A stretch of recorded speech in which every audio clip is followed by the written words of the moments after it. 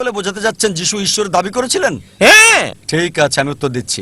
আমার চ্যালেঞ্জ ছিল একটা মাত্র স্পষ্ট বক্তব্য বের করে দেখান পুরো বাইবেল থেকে যেখানে যীশু খ্রিস্ট ভাই সাল্লাল্লাহু আলাইহি সাল্লাম নিজে বলেছেন আমি ঈশ্বর, অথবা বলেছেন আমার উপাসনা করো, আমি খ্রিস্টান ধর্ম গ্রহণ করতে প্রস্তুত। একটা মাত্র বক্তব্য দেখাতে পারেন নাই স্পষ্টভাবে বলা সম্পূর্ণ বাইবেল থেকে যেখানে যীশু খ্রিস্ট ভাই সাল্লাল্লাহু আলাইহি সাল্লাম নিজে বলেছেন আমি ঈশ্বর অথবা আমার উপাসনা করো। এখানেই বাইবেল আছে। আর এটা কিং জেমস ভার্সন। যেহেতু আপনি একজন শিক্ষক, আপনি প্যাস্টরও হতে পারেন। আপনি কি প্যাস্টর? না না না, আমি একজন শিক্ষক। আমি খ্রিস্টান ধর্মের একজন প্রকৃত বিশ্বাসী। ঠিক আছে। রেড লেটার নামে এক ধরনের বাইবেল আছে যেখানে যিশুর কথাগুলো লাল করা আছে।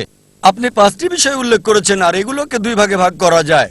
প্রথমে আপনি এলোমেলো উদ্ধৃতি দিলেন আর সঠিকভাবে উদ্ধৃতি দিলেন না। যা বলতে চেয়েছেন সেটা আছে গসপেল অফ জন 3 নম্বর অধ্যায় অনুচ্ছেদ 16 বলা আছে ঈশ্বর পৃথিবীকে এত ভালোবাসলেন একমাত্র ঔরসজাত সন্তানকে দিয়ে দিলেন।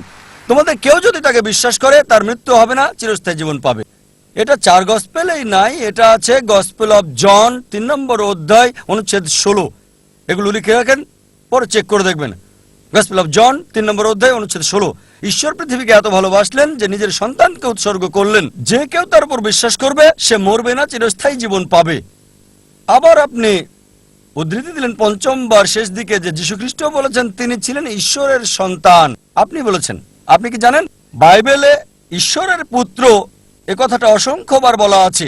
যদি আপনি বাইবেল পড়েন, আদম ছিলেন ঈশ্বরের পুত্র, আল্লাহ তাকে শান্তিতে রাখুন। ইব্রাহিম ছিলেন ঈশ্বরের পুত্র, ইসরাইল ছিলেন ঈশ্বরের পুত্র। আপনি যদি রোমান্স পড়েন 8 নম্বর অধ্যায়ে বলা আছে তারা সকলেই যারা ঈশ্বরের আত্মার দ্বারা পরিচালিত তারা সকলে ঈশ্বরের পুত্র। আপনি যদি ঈশ্বরের দূত হন আপনি ঈশ্বরের পুত্র।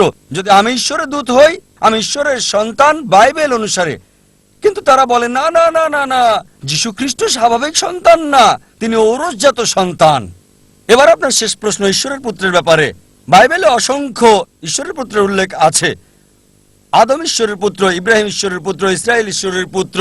যারা ঈশ্বরের আত্মার সাহায্যে পরিচালিত তারা ঈশ্বরের পুত্র। কিন্তু খ্রিস্টান মিশনারিরা বলে না না না, যীশু খ্রিস্ট স্বাভাবিক পুত্র না। আসুন আপনার প্রথম প্রশ্নে, তিনি ঈশ্বরের ঔরসজাত সন্তান।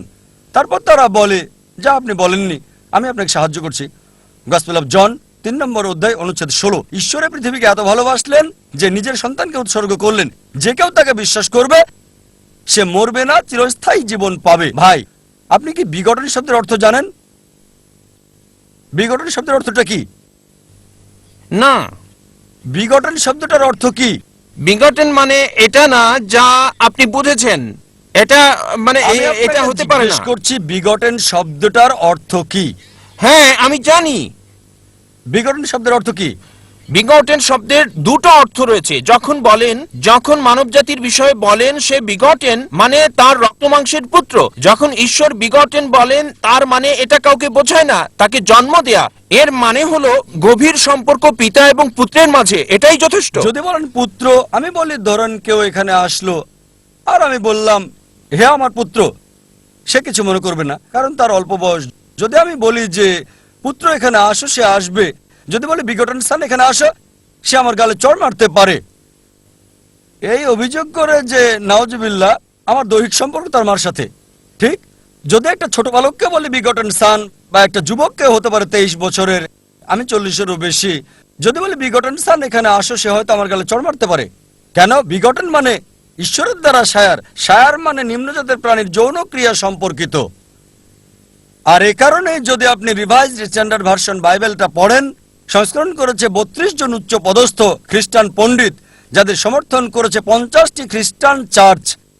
তারা বলেছে বিগটন শব্দটি গসপেল অফ জন অধ্যায় 3 অনুচ্ছেদ 16 হচ্ছে অসাড় কথা, একটা মিশ্রণ, একটা প্রতারণা, এবং তারা এটাকে বাইবেল থেকে বাদ দিয়েছে। আপনি কি জানেন যদি রিভাইজড স্ট্যান্ডার্ড ভার্সন বাইবেল পড়েন, যেটা সবচেয়ে বেশি বিকৃত, সংস্করণ করেছে 32 জন উচ্চ পদস্থ খ্রিস্টান বিশেষজ্ঞ, যাদেরকে সহায়তা করেছে 50টি বিভিন্ন খ্রিস্টান মিশনারি। তারা বলেছে এই বিঘটন শব্দটি হচ্ছে অসাড় কথা, একটা মিশ্রণ, একটা প্রতারণা, এজন্য এই বিঘটন শব্দটা তারা বাদ দিয়েছে। সুতরাং যদি বলেন পুত্র, তবে ঈশ্বরের পুত্র আছে বাইবেলে অসংখ্য। সুতরাং আপনার প্রথম এবং শেষ প্রশ্নের উত্তর আমি দিয়েছি। এবার আসুন আপনার দ্বিতীয় এবং তৃতীয় প্রশ্নে। বলেছেন তিনি শয়তানকে তাড়ান, পুরো উদ্ধৃতি দেন। আপনি পুরো বাক্যটা বলেননি, আমি আমার লেকচারে বলেছি। গসপেল অফ ম্যাথিউ অনুযায়ী অধ্যায় 12 28 নম্বর অনুচ্ছেদ তিনি বলেছেন আমি শয়তানকে তাড়িয়ে দিই ঈশ্বরের আত্মার সাহায্যে। গসপেল অফ লুক অধ্যায় 11 অনুচ্ছেদ 20, আমি শয়তানকে তাড়াই ঈশ্বরের আঙুলের সাহায্যে। এখানে বলছে না যে তিনি একা করেন, তিনি এটা করেন ঈশ্বরের সাহায্যে। এর মানে এই নয় যে তিনি ঈশ্বর।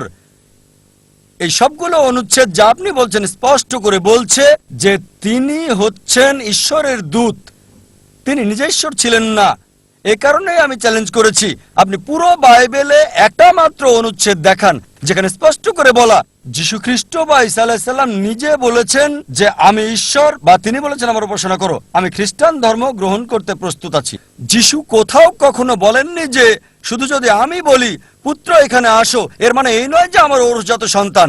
ঠিক একইভাবে যদি আপনি আমাকে বলেন যে আমি আপনাকে ডাক্তার জাকির নায়েক বলে ডাকবো, ঠিক, আর যদি আমি আপত্তি না করি যে না এটা সঠিক হতে পারে, ভুলও হতে পারে, লোকজন বলে ডাক্তার জাকির নায়েক একজন বিশেষজ্ঞ, আমি নিজেকে মনে করি না বিশেষজ্ঞ, আমি একজন জ্ঞানের ছাত্র হিসেবে নিজেকে চিন্তা করি। সুতরাং লোকজন আমাকে যদি বিশেষজ্ঞ বলে আর আমি নীরব থাকি, তার মানে এই নয় যে আমি গ্রহণ করছি। তারা আমাকে বিশেষজ্ঞ হিসেবে বিবেচনা করে, আমি নিজেকে বিবেচনা করি না। সবসময় নিজেকে জ্ঞানের একজন ছাত্র হিসেবে উল্লেখ করে থাকি, তালবে ইলম। সুতরাং আপনি বাইবেল থেকে যা উদ্ধৃতি করেছেন, বাইবেলের যেখান থেকে করেন রেড লেটার হতে হবে। রেড লেটার মানে যীশু খ্রিস্ট বা ঈসা আলাইহিস সালামের কথা। একটা মাত্র বক্তব্য দেখান, স্পষ্ট অনুচ্ছেদ পরিষ্কার করে বলা পুরো বাইবেল থেকে যেখানে যীশু খ্রিস্ট বা ঈসা আলাইহিস সালাম নিজে বলেছেন যে আমি ঈশ্বর বা আমার উপাসনা করো, আমি খ্রিস্টান ধর্ম গ্রহণ করতে প্রস্তুত।